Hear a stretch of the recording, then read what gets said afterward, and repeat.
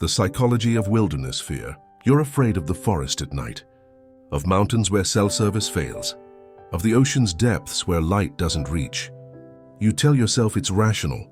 Predators exist, accidents happen, getting lost is dangerous. But that's not what's really frightening you. Wilderness fear is civilization's shadow made tangible.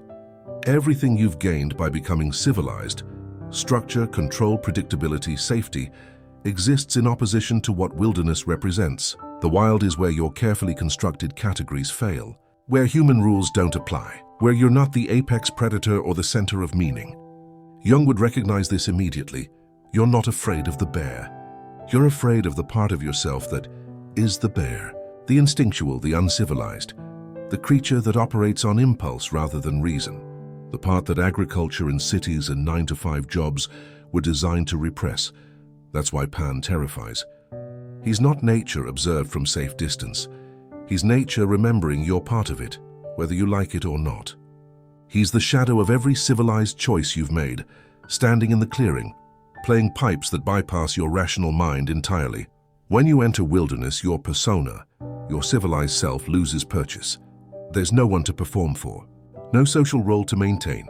Just you and the old parts of yourself that don't care about your job title or your carefully curated identity. The parts that know how to be afraid, how to fight, how to survive without thinking. This is why wilderness experiences can be transformative, not because nature is magical, but because it creates conditions where shadow material surfaces naturally. You're forced to acknowledge the animal you've spent your whole life pretending you're not.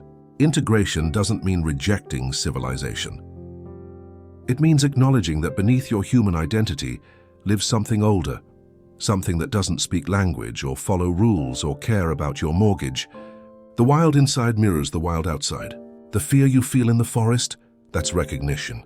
The shadow is showing you what you've paved over to build your life. And it's asking, what did you lose in the trade?